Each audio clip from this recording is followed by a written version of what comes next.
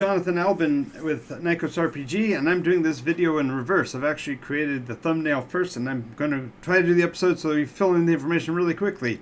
It says 39, but what does it mean? This is talking about the quantum die rolling mechanism, but in particular, I want to handle a question first about role-playing games in general. We see the polyhedral dice all the time, the funny shapes, and in this case, we're looking at two of them that are collectively called the percentile dice. If you notice on one die in the background, there are numbers that end with 0, 10, 20, 30, 40, etc. And on the other dice, there is a single digit, 1 through 0. And these two dice, when combined together, create a number you can decode and understand as any number between 1 and 100. So how does that possibly get read? If you're not a person who's played role-play games before, you probably don't have any idea either A, why you would want to know, and B, what these numbers mean. So let's talk about it a little bit. So the first digit, the first number, will be the die with the two numbers on it. This represents the tens digit in a number. Between 10 and 00. 00 being considered to be the 100, but only in the condition where the other die is also a 0. So kind of confusing and arcane, I understand, but once you understand it and grasp it, it's easy to understand. So let me back up a second. So in the case of the first dice with one digit, the one that's in the foreground, the 1, 2, 3, 4, 5, 6, 7, 8, 9 numbers are just that, 1 through 9. But the 0 on the tens digit is either a 1, it is either a 0 or it is a 10. And that is dependent upon the second die roll. So the dice are interdependent. You need one number on the die roll to be specific for this number face to have two values. Sounds confusing, right? So just consider the two dice when you're looking at them as they're rolled on the surface. Is the tens, the ones digit, the 1 through 9 equal to 0? The 0 through 9 dice equal to 0. If it isn't, then the second dice value will be stated as the number seen. So in this case, the die face that is up on the dice is the 30. So the number will be 30 something.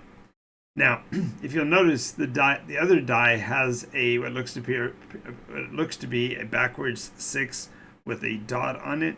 But if the dice were turned around where you could look at it, it would be seen as the number 9. And therefore, it is read as the 9 in this case. So 30 plus 9 is 39.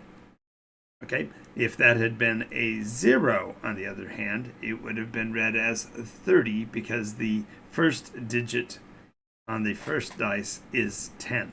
Now, that is only arcane in the case that the larger of the two dice is the one with the two digits on the faces is read as 00. So if you saw that dice with a 00 on it, then its interdependency is that the second digit, the ones digit die roll number, is anything but a 0. So if the dice roll up 0, 0, 0, if you read them on their face, that would be 100. I know that confuses the H out of you. I get that. So 1 to 100 is not really 1 to 100 when you look at percentage dice because the two die rolls are interdependent. And it takes the comprehension of that to be able to read them. Welcome to role-play games. So if you want to understand what the roll means, you simply have to understand that little mechanic. Once you get it, every dice roll, you'll be able to look at the dice and know what it says. If the first digit is a 00 and the second dice is a 7, then it is 7%. That is true of every number until it is 00 and a 0, in which case it is 100. I know it doesn't seem to make rational sense, but that is the way of it. Conversely, I know people that would read it differently. They would say the 000 is truly 0, and the highest maximum number you can get to would be 99. If that is the case, then your tens digit counter is counting from 00 to 90 as the maximum number on the first dice, the double digit dice, and the second digit would be 0 through 9. So your number that is created by the die roll mechanistically is a 0 through a 99. And I know people that roll that way, but they, in order to make it make sense, they just added single digit to every dice that is rolled. So if you rolled a 07 on the dice, a 00 on the first dice, and a 7 on the second, then that would actually be an 8. But I don't want to confuse you any worse. So instead, let's just go with the way I've described it. The first dice and the second dice are interdependent only on when the faces reach ones or zeros. So there we go. Alrighty. So actually, only when they are interdimensionally connected at the zeros. All right. So having done that, let's go on to the next part. We're going to talk a bit about quantum die rolling or dice rolling. So in this case, a quantum dice roll would be to take the number that is rolled and consider it against your target differently. So let us say that in this case you have a skill rating of 40. With a skill rating of 40, the dice roll of 39 would be just under the threshold of 40. And most of us that are familiar with die rolling mechanisms would say a 39% is within the realm of target of a 40% die roll, because 1 to 49, let me say to 40 would be a success. So on its face, a 39 rolled against a 40 is a success. Now let's go a little step further. Let's say your skill was a 30. With a skill of 30, you would be targeting to get beneath the 30. So a 39, by that measure, simply would be a fail. It was not less than 39. At less than 30, it was 39. Therefore, it's a fail. But quantum die rolling says that every time you roll the dice, you are considering a much larger target. You are looking at a target that includes not only the success level, but the partial success level, and therefore the potentially needed target value for any success is much higher. So in that case, if the target was 30, then the double up value would be 60, and therefore your 39 would have been a partial success. It wasn't complete because you didn't get under 30, but you did get under the doubled up value of 60. Therefore, what we are talking about, if you will, is an expanding of the acceptability of a near miss on dice. And this makes all the difference in the world. Having said that, I needed you to have an understanding and comprehend what I've said so far before we go any further. If it says 39, is it a success? It depends on the target, and the target is dependent upon the system. A standard die rolling system, flat number, under it or fail, or conversely, above it and fail. That's a completely different subject. But that die roll mechanism of a singular target is the antiquated way of thinking things. That's the process that was used for millennia and hasn't shown the perhaps awareness possibilities of the average player. So, wow, sometimes I sound pretentious. That probably is a meme right there. I probably sound pretentious. The concept of quantum die rolling is that when you are rolling, you're changing the parameter of the target so that it encompasses a partial, a full, a wild, and a perfect success. So you have 5 results. 5 results instead of just 1. So the 39 on the dice roll can change what it means by determining which mechanism you are using.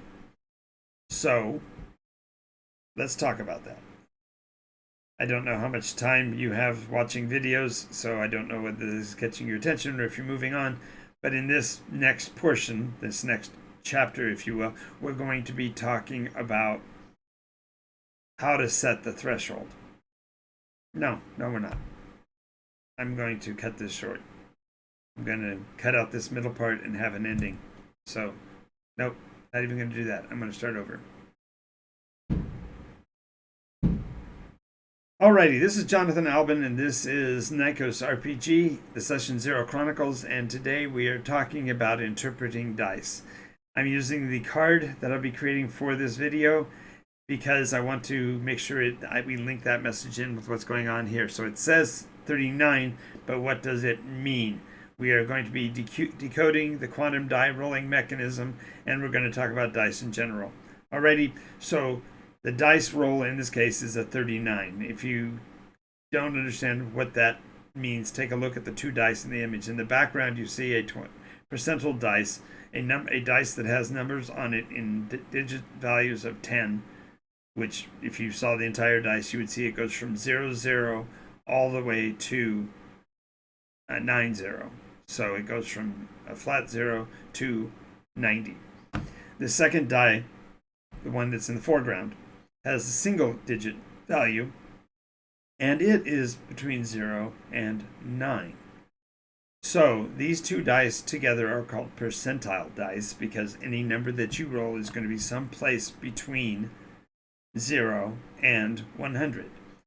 And the mechanism for reading the value of the actual 100 is a bit arcane. It seems counterintuitive, but a roll of a 00 on the first dice and a 0 on the second dice is considered to be 100. I'm not going to go any further than that. We'll talk about that perhaps in a later date when we talk about the effects of the dice. But just realize that the percentile dice roll number is going to be between 0, 1, and 100. Therefore, when we talk about quantum dice rolling, we are talking about not the mechanic of rolling, but of quantum dice interpretation. So QDR is actually QDI, but that's more arcane to explain. So quantum dice rolling comes down to this. You are rolling the dice against a threshold, and that threshold has not one target window, but has 5. It has a value equal to the target itself. Then you have a target that is a partial success, which is double the value of the original. Then you have a wild success, which is 1/2 of the value of the primary target. And then you have the perfect dice roll, which is a 0/1, which is 1 out of 100. So, and all of those are in addition to all failures, and failures are any time the roll is higher than the doubled up value. Therefore, the 39, to know what that 39 means in a given round of action, depends on what your target number is. Generally speaking, your skill targets are going to be someplace between 20, 25, up to about 60, 65, generally speaking. Over time, every skill will advance, so at some point, those skill numbers can get well above that, all the way up to 95%. But let's not go there yet. Let's just talk about the nominal dice rolling. So, when we set our target, it is built by the ramping of the dice rolls, which goes into one of the videos here that talks about the actual process of rolling up a character, the base in particular. And once you've created the base, then from the base you can create the boundaries of this quantum die rolling value. So let us say, for argument, that we have a target value of 39. We'll just make it exactly used to these dice so it makes it easier. So if you have a target number of 39, and you've rolled a 39 on the dice, then you have succeeded, because this is the highest number you can roll and still be within the threshold of a success. That meaning from a 39 downwards, you have succeeded. Now, there is a opportunity for a partial success equal to double the target. So 39 doubled would be 78. So any dice roll from 39 up to inclusive of 78 would be a partial success. So therefore, you can have some wiggle room as far as whether you actually succeeded or not using the quantum die rolling mechanism, which is not true of any other dice system. Then below that, below the target of 39, you also have the double down value. And the double down value is literally 1/2 of the value of the 39. Now, in the case of 39 being an uneven number, the 39, 1/2 of 39 would be, what is that? 39 divided by 2 would be, why is my head going crazy? If it was 38, it would be, wow. I'm going to have to pull out the calculator. I look so genius. Oh, yes. So here we go. I could do this in my head, right, if I thought long enough, but I'm stressing out over it. So let me just...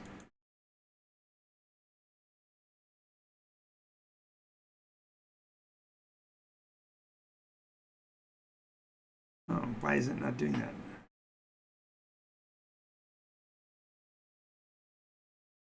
Okay.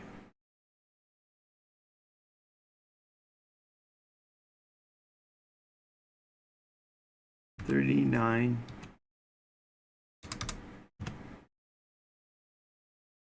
divided by 2.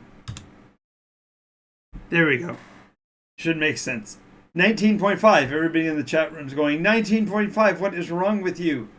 So, therefore, the 39 would be a 19.5 rounded down to be a 19, would be a double down success. So, if you rolled a percentile dice as the 39, but instead you rolled a 19, it would be a double down or wild success.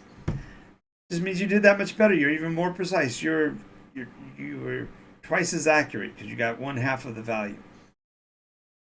This doubled up, doubled down structure allows for the quantum die roll to be done instantaneously with any die roll made. And it can be done conversely in advance by knowing what the target was before you rolled.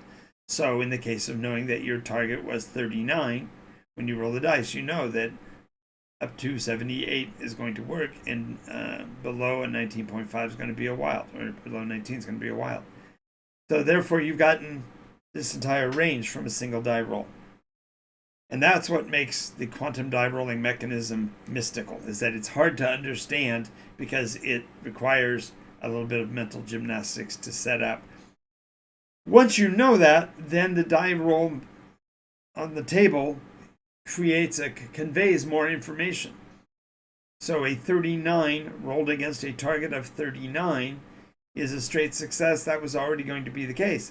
But if I roll a 72, is that a success? Well, it wouldn't be under a standard die rolling mechanism because obviously 72 is much higher than 39. But using the quantum die rolling mechanism, all the way up to 78 would be a success, a partial one. So I hope that's understandable, and I'm hoping that this video will explain better how the die rolling in NycosRPG is accomplished and why you would want to consider utilizing this mechanism in your own games, whether it's utilizing NycosRPG in its entirety or just simply this dice mechanism, because this is mind-blowing in that you can just do comparatives quickly between two numbers that the players are rolling by relative positioning against their success or failure threshold. I'm going to do another video later to go into more detail, but I know that most people watch about 30 seconds of a video, and this is probably 10 times too long already. So I hope this helped. If you have any questions, make sure you leave me a comment down below, or give me a chat in the chat box while I'm here on Twitch. I'm on Twitch every night at 9 p.m. usually for the Session 0 Chronicles, and I'm also here at 11 p.m. for the Game Master's Soapbox. So until next time, I'm going to get out of here and go try to make this video make sense. I hope it helped you a lot, and I will talk to you again.